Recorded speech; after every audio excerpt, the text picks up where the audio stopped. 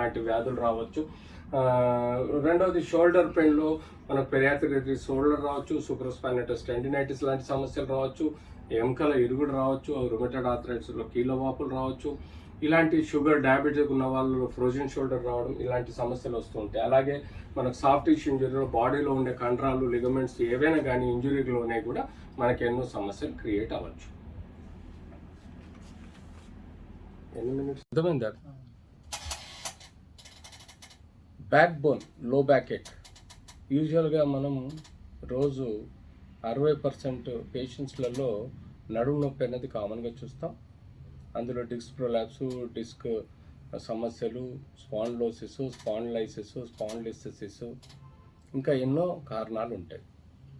యూజువల్గా డయాబెటిక్ కానీ, hyper tension patients కానీ, న్యూరోపతి సమస్యలు ఉన్న వాళ్ళల్లో ఈ యొక్క బ్యాక్ పెయిన్ ఫిజికల్ యాక్టివిటీకి కానీ ఆర్ ఎరెక్షన్స్ ప్రాబ్లమ్స్ కానీ రావచ్చు. సో ఎప్పుడైతే నడుము నొప్పి ఉంటుందో ఫిజికల్ యాక్టివిటీలో లోపం వల్ల భర్త భార్యకు సాటిస్ఫై చేయలేని పరిస్థితుల్లో ఉంటుంది.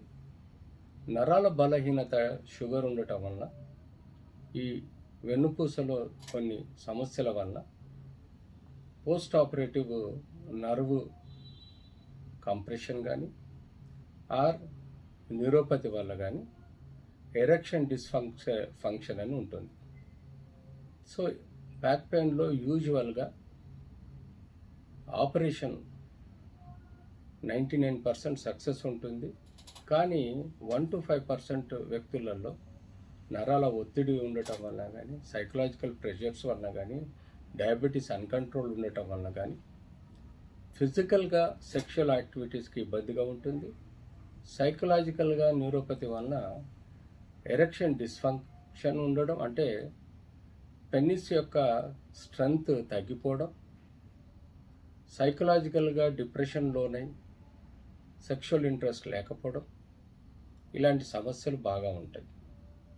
యాజ్ యూజువల్గా చిన్నప్పటి నుంచే ఏ వయసులో అయితే మీకు డయాబెటీస్ వస్తుందో, హైపర్ టెన్షన్ వస్తుందో, ఆ సిస్టమిక్ ప్రాబ్లమ్స్ని మాత్రల ద్వారా, డైట్ ద్వారా, ఎక్సర్సైజ్ ద్వారా చాలా బాగా కంట్రోల్ చేసుకుంటే పెద్ద వయసులో ఈ సెక్షువల్ ప్రాబ్లమ్స్ రాకుండా చూసుకోవచ్చు. రెండోది, న్యూట్రిషన్ కూడా ప్రాపర్గా బ్యాలెన్స్డ్గా తీసుకోవాలి. ఒబేసిటీ ఉండకూడదు. ఆపరేషన్ తర్వాత మనకు క్లినికల్గా డయాగ్నోజ్ చేసి ఏదైనా నరం దెబ్బతినడం వల్ల కూడా మనకు సమస్యలు ఏర్పడతాయి. కానీ యూజువల్గా ప్రతి ఆపరేషన్కి ఏదో మనం ఏమీ చేయలేమన్నది ఆలోచించకూడదు. ఎక్కువ శాతం ఆపరేషన్లో వాళ్ళు యథావిధిగా వాళ్ళ సంసార జీవితాన్ని హ్యాపీగా గడపగలుగుతారు. ఎలాంటి సెక్షువల్ ప్రాబ్లమ్స్ రావు. ఏవో 1-2 ఆపరేషన్లో కొన్ని సమస్యలు రావచ్చు, కానీ ఎక్కువ ఆపరేషన్లో వ్యక్తిగతంగా ఈ బీపీ, షుగర్ అన్నీ బాగా కంట్రోల్ ఉంటే హ్యాపీగా వారి దాంపత్య జీవితాన్ని కూడా గడిపే విధంగా సంతోషంగా ఉంటారు. Regular exercise, meditation, yoga, nutrition, diet తీసుకుంటూ యూజువల్గా సెక్షువల్ యాక్టివిటీకి పోయినప్పుడు ఫోర్ ప్లే అన్నది మోస్ట్ ఇంపార్టెంట్.